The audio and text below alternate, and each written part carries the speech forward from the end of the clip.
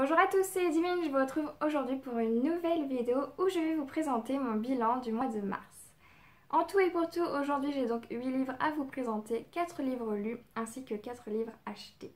Le premier que j'ai donc à vous présenter c'est The Mortal Instruments, le tome 2, La Cité des Cendres de Cassandra Clare aux éditions Pocket Jeunesse. Il s'agit ici d'un livre jeunesse fantastique dans laquelle je ne peux pas trop vous parler de l'histoire puisqu'il s'agit d'un tome 2, mais sachez ici que la trame va commencer avec différents meurtres mystérieux d'adolescents où ça va commencer par un loup-garou, puis une fée, puis un sorcier, et de là vraiment tout le monde obscur sera concerné. Ici vous êtes donc dans un univers fantastique, mais nous avons découvert encore plus de cet univers puisque par exemple dans le tome précédent, nous n'avions que entrevu les fées, on n'en avait vraiment que entendu parler et là on les a vraiment vus, on découvre leur peuple, on découvre également de nouveaux démons qui sont particulièrement bien décrits puisqu'ils sont très ragoûtants. La plume est simple, facile d'accès et vraiment très rapide. On a de bonnes descriptions ainsi qu'un point de vue omniscient, ce qui aide vraiment à connaître nos protagonistes et à les apprécier ou non. Parlons-en de nos protagonistes, il s'agit essentiellement ici des mêmes personnages que du tome 1, mais nous en avons un qui se démarque particulièrement, il s'agit ici de Simon. Simon, notre humain végétarien depuis toujours, qui se transforme en magnifique vampire accro. Voilà, ça c'est le personnage vraiment mon chouchou de ce livre. A contrario, Clary m'a beaucoup énervée, je ne l'ai pas du tout appréciée, elle m'énervait au plus haut point, elle était toujours en train de jouer des sentiments de Simon envers elle, elle était toujours en train d'abuser en fait de lui et de son gentillesse et j'ai pas du tout apprécié la blague. Concernant Clary plus Jace, j'ai vraiment adoré les voir dans cette nouvelle relation, relation qu'ils n'acceptent pas particulièrement, ils préféreraient évidemment autre chose. Jace et Clary apprennent également tous les deux à appréhender de nouveaux dons et voilà grosso modo ce que je peux vous en dire de ce livre. J'ai donc passé un très agréable moment avec ces personnages pratiquement tous attachants. Ma seconde lecture est pas des moindres puisqu'il s'agit de ma lecture préférée du mois de mars. Il s'agit d'une découverte totale de cette auteure, une auteure française qui est très réputée, qui a quand même beaucoup de fans, beaucoup de lecteurs qui l'attendent avec impatience chaque livre. Je vous parle donc aujourd'hui de Sophie Jomain. J'ai donc découvert Felicity Hadcock, le tome 1, Les Anges mordent aussi, aux éditions J'ai lu. Encore une fois, il s'agit d'un fantastique. J'ai lu 3 fantastiques sur 4 livres, c'est quand même pas mal. Donc vraiment, on peut dire que ce mois-ci, c'est entièrement fantastique quasiment. Ici, vous êtes dans un univers fantastique où vous allez découvrir Felicity qui vit dans le même monde que le nôtre, hein, que le mien, que le vôtre. Elle est dans un monde... Elle a juste un point en plus, c'est qu'elle connaît l'existence des vampires puisque sa tante est une vampire. Mais elle était loin de découvrir, suite à une soirée bien arrosée, en ramenant sa collègue chez elle, elle était très loin de découvrir que le monde était bien plus peuplé que de simples vampires. J'ai vraiment adoré les personnages dans ce livre, je les ai tous trouvés vraiment attachants et super attrayants, ils sont à mourir de rire chacun. Et le must du must, je dirais, c'est qu'ils ont chacun leur personnalité, ils sont vraiment fabuleux pour ça, on les reconnaît d'une phrase, d'un mot, voilà. Ils ont vraiment chacun leur particularité et leur façon de réagir aux événements. Felicity d'ailleurs a des réactions très hilarantes, vraiment j'ai adoré ça. La plume est légère avec beaucoup de comique. Et l'humour et la légèreté rendent d'ailleurs cette lecture très aisée et très rapide. Pour moi, ce récit est vraiment très dynamique et surtout très rythmé, c'est un vraiment gros plus pour moi. Le seul bémol pour moi dans ce livre, c'est le rapport au sexe. Il y en a beaucoup, donc si vous n'aimez pas ça, ne lisez pas ce livre. Il y a vraiment beaucoup de rapports au sexe, mais ce n'est pas du tout ça qui me dérange. Moi qu'il y ait du sexe, un peu, beaucoup, pas du tout, ça ne me dérange absolument pas. Ce qui me dérange, c'est la manière dont il a été apporté, la manière dont on en parle dans ce livre. Il faut quand même savoir que dans ce livre, c'est quand même beaucoup de rentre-dedans, c'est très brut de décoffrage, vraiment. À un moment donné, il y a un flic, il arrive, il connaît même pas Felicity et il ose lui toucher la cuisse pour voir ce qu'elle a sur la cuisse. Enfin, je veux dire, dans la vraie vie, la plupart des filles qui auraient ce genre d'énergumène en face qui lui touche comme ça la cuisse, je pense que clairement il s'en prend une. Enfin, ça me paraît logique. Donc, c'est ce genre de choses qui m'a un peu gênée. L'immaturité chez les personnages et également une phrase. Il s'agit du copain de Felicity qui arrive chez elle un matin. Il est très énervé. Et il lui dit « Je vais te faire l'amour, ça me calmera ». Cette phrase m'a beaucoup dérangée. Pourquoi alors c'est peut-être moi qui l'intercepte mal, c'est peut-être moi qui l'interprète mal plutôt. Mais pour moi, tu fais pas l'amour pour te calmer. L'amour, c'est quand même vraiment un acte à deux. Il faut que la femme soit consentante. Oui, Felicity l'est, elle lui rend ses baisers, ce genre de choses, mais j'aurais quand même aimé que l'auteur montre que la femme aussi a du plaisir, la femme aussi a des désirs, et elle aussi, elle peut avoir envie de le faire. Alors là, c'était vraiment surtout l'homme qui sautait sur la fille, vous voyez ce que je veux dire. Donc voilà, c'est vraiment cette phrase qui m'a gênée, peut-être que je l'interprète mal, c'est possible, mais pour moi, c'est un acte à deux, c'est un acte d'amour, c'est pas un acte pour te calmer. Donc j'ai pas vraiment compris, voilà, j'aurais aimé qu'on voit plus le sentiment de Felicity et le plaisir peut-être de Felicity, parce que c'est bien que les mecs montent au ciel, mais bon je veux dire la fille aussi elle peut ressentir du plaisir, on n'est plus au XVIIIe siècle, on a aussi besoin de montrer que la femme peut avoir des orgasmes, du plaisir, ce genre de choses. Voilà, c'est ce qui m'a dérangée parce que quelqu'un de très crédule dans ce livre pour moi peut croire que finalement tous les mecs ont envie de le faire tout le temps, n'importe où et avec n'importe qui. Ce qui est faux, on est tous d'accord, c'est totalement faux. Les mecs n'ont pas tout le temps envie, pas avec tout le monde. Enfin voilà, vous voyez le genre. Après je dis pas que tout le monde n'est pas comme ça et je dis pas non plus que tout le monde est comme ça. Je veux dire, il y a de tout pour faire un monde. Donc ne soyez pas... Enfin, faut faire attention je pense aux jeunes qui peuvent tomber sur ce livre et qui peuvent se dire ouh là là, mais faut que je fasse attention moi, si je tombe sur un garçon un peu pas net. Oui, on peut tomber autant sur un garçon pas net que sur un garçon totalement honnête. Enfin bref, petit aparté sur ce terme, sur le sexe, c'est terminé. C'est vraiment le seul bémol que j'ai trouvé à ce livre. C'est cette phrase en fait qui m'a gênée, cette façon de voir en fait les choses. Peut-être que c'est moi, peut-être pas. Si vous avez lu ce livre, dites-moi ce que cette phrase vous a... Est-ce que cette phrase vous a choqué, gêné, dérangé? Est-ce que cette phrase vous a laissé de marbre? Est-ce que vous avez rien remarqué? Est-ce que c'est complètement moi? Dites-le moi, je serais quand même assez curieuse de savoir les différents niveaux de compréhension de ce genre de choses. En gros, pour moi, ça a été vraiment pas un coup de cœur, mais limite, vraiment limite le coup de cœur. Ça m'a beaucoup fait penser au Vampire de Chicago de Chloé Neil que j'ai lu et relu je ne sais combien de fois.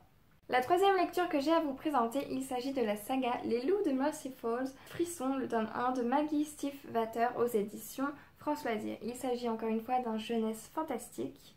Le lecteur suit ici une adolescente, Grace, qui vit à la lisière d'une forêt, pas n'importe quelle forêt puisque c'est une forêt qui abrite des loups-garous. Étant plus jeune, Grace a réchappé d'une attaque de loup où un loup l'a sauvée et l'a ramenée jusqu'à chez elle. Et depuis lors, en grandissant, Grace s'est rendue compte en fait que chaque hiver, ce loup qui l'a sauvée est plus loin dans son jardin, à la lisière entre la forêt et son jardin, l'observe, la regarde, un peu comme s'il la surveillait, vous voyez. Et il y a une sorte de lien entre Grace et ce loup qui se fait, qui se crée, et au fur et à mesure, Grace n'attend qu'une chose l'hiver, c'est de pouvoir aller avec son loup, l'observer de loin en tout cas. On n'interprète pas ce livre comme une romance, mais je pense qu'il aurait été possible de le faire, puisqu'ici on a vraiment une romance entre deux adolescents, Grace et Sam. Sam qui finalement est un loup-garou. On voit vraiment cette romance qui grandit entre eux et on voit surtout le temps qui est compté pour ces deux-là. Concernant Grace, elle est vraiment très mûre pour son âge. Ce n'est pas ses parents qui s'occupent d'elle, mais c'est plutôt elle qui s'occupe de ses parents, qui leur fait la cuisine par exemple. Sam, lui, il a une toute autre histoire. Il est depuis tout petit loup-garou, sauf que ses parents ont tenté d'attenter à sa vie plutôt, puisque finalement, il ne comprenait pas ce qui lui arrivait. Pour lui, c'était juste un monstre. Donc ils ont tenté de le tuer, mais ils n'ont pas réussi. Heureusement, ils ont échoué.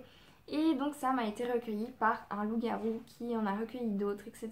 Et donc il a une sorte de famille loup-garou. Il faut savoir ici que les humains loup-garous finalement ne sont humains que l'été et l'hiver ils deviennent loup-garous. Plus la température chute et plus ils sont susceptibles de se transformer. Je les ai trouvés tous les deux très attendrissants, émouvants et attachants. Ils ont cette innocence et cette envie de bien faire les choses qui m'a vraiment beaucoup émue et beaucoup attendrie. Le récit est très simple, la trame est basique finalement, c'est la même chose pour toutes les histoires de loups-garous, sauf qu'ici c'est vraiment les loups-garous en soi qui changent, puisque ici les loups-garous, plus la température chute et plus on est susceptible de devenir loup-garou, enfin de se transformer en loup-garou. Grace a été mordue étant plus jeune, mais elle n'est toujours pas loup-garou, mais elle a ce petit truc en plus qui fait qu'elle a ce lien avec ce loup. En tout cas, ils pensent que c'est de là qu'il y a ce petit lien entre eux. J'ai beaucoup aimé également le fait qu'au début de chaque chapitre, il y ait la température qui soit annoncée, ce qui augmente encore plus la pression du temps sur le couple, puisque on se rend compte que de plus en plus le temps passe et plus le temps passe et évidemment plus Sam est susceptible de partir. Et Sam sait très bien qu'il s'agit ici de son dernier hiver, puisque oui, les loups-garous se transforment chaque hiver, mais il arrive un moment où les loups-garous ne se transforment plus en humains. C'était donc pour moi une lecture très simple qui aurait pu être, je pense, un énorme coup de cœur si j'avais eu 15 ans au moment de ma lecture. Je termine donc avec Marc Lévy. Il s'agit ici de L'étrange voyage de Monsieur Daldry de chez Robert Laffont. Vous entrez ici dans un univers d'après-guerre, 5 ans après la guerre pour être exact, à Londres en 1950. Attendez-vous à entrer dans un Londres gris, terne, très froid, mais finalement vous allez voyager avec Alice à Istanbul et de là votre lecture va vraiment s'ensoleiller, se réchauffer. J'ai adoré les personnages de ce livre. Vous allez donc rencontrer Alice qui est née, c'est-à-dire qu'elle va créer des fragrances pour des parfums, ce genre de choses. Et son voisin de palier, Monsieur Daldry, est donc peintre. Ce sont donc tous les deux des artistes finalement. Malheureusement tous les deux ils manquent cruellement d'inspiration, ils ont déjà fait le tour de tout ce qui les entourait et donc là ils sont au bout du bout et ils n'ont plus rien du tout pour faire leurs œuvres. Et donc suite à une voyante qui prédit à Alice que finalement si elle voulait trouver son grand amour il lui fallait rencontrer 6 personnes, ils partent donc en voyage à Istanbul tous les deux. De là j'ai vraiment adoré suivre personnellement Alice, le personnage d'Alice, puisque notre très chère Alice va découvrir une partie de son passé qui finalement était totalement méconnue d'elle et j'ai adoré cette découverte, j'ai adoré la suivre finalement dans cette aventure. Cette lecture est simple et vraiment très facile à lire, elle est accessible à tout le monde, vraiment. Et le must du must, je pense, c'est que ça se termine de façon épistolaire et ça m'a vraiment beaucoup plu. Profitez donc pour lire ce livre, les beaux jours en plus reviennent, donc c'est très bien, ça commence l'hiver et ça se termine dans l'été, le printemps, tout ça, donc je vous conseille, je pense que c'est à peu près le bon moment pour lire ce livre, en tout cas pour moi ça a vraiment été le bon moment. Je passe donc aux 4 livres que je veux vous présenter et que je veux lire surtout. Donc le premier que j'ai à vous présenter, il s'agit des Vampires de Chicago, le tome 3, Mordre n'est pas joué de chez Milady, par Chloé Neil, et je vous en ai donc parlé tout à l'heure et j'ai vraiment adoré cette saga. Je l'ai lue et relue je ne sais combien de fois et je la relirai très certainement jusqu'à ce que je ne puisse plus la lire du tout. Si vous vous souvenez bien, dans les dernières vidéos, j'ai acheté un livre et il ne s'agissait pas du tout du livre que je voulais en question. Il y ressemble très fortement, faut que je vous le retrouve. Il y ressemble très fortement, mais ce n'était pas ça, puisqu'il s'agissait de la guerre du monde émergé, les guerres du monde émergé, et moi il me fallait les chroniques du monde émergé, puisque c'est ce tome 1 là que j'avais. Et voilà, et du coup je l'ai, de Licia Choisy aux éditions Pocket Jeunesse. Voilà, j'ai donc enfin le tome 2, je vais pouvoir enfin continuer la saga, à moins que ce ne soit une trilogie. J'ai super hâte parce que j'ai adoré ma lecture, j'ai adoré le premier tome, donc là vraiment ce sera encore une fois je suppose une très bonne lecture et une très bonne découverte. Je vous présente également le tome 3 d'After. Avant rien n'aurait pu les séparer d'Anatode. Encore une fois il s'agit là de... les 2 premiers tomes, je les avais vraiment dévorés. Je pense que même le 2e tome je l'ai lu en moins d'1 semaine. J'étais vraiment à fond dessus, dès que je pouvais j'étais dessus. Donc j'ai très hâte de lire ce tome et de voir s'il me plaît autant que les 2 premiers. Enfin je termine le meilleur pour la fin puisqu'à mon avis celui-là au mois d'avril il sera lu. Il s'agit donc de Chase of Shadow de V.E. Schwab aux éditions Lumen. Il s'agit donc officiellement du 2e tome, du 2e livre de ma bibliothèque à faire partie de cette édition. J'ai vraiment adoré, surkiffé, tout ce que vous voulez le premier tome, donc j'ai super hâte de lire ce tome, de le découvrir et de l'adorer encore une fois, j'espère. Voilà, cette vidéo est désormais terminée. N'hésitez pas à me proposer des lectures communes si vous voulez de ces 4 livres. À l'heure actuelle, je pense qu'au moment où cette vidéo sera publiée, je n'aurai toujours pas commencé à lire ces livres. Donc n'hésitez pas si ça vous intéresse de faire une lecture commune. N'hésitez pas non plus à me dire ce que vous avez pensé de ces livres, si vous les avez déjà lus ou si ils vous attendent de votre pal ou si vous voulez lire ou non et pourquoi évidemment. Sur ce, je vous laisse. Je vous souhaite à toutes et à tous de très bonnes lectures et vous dis à la prochaine.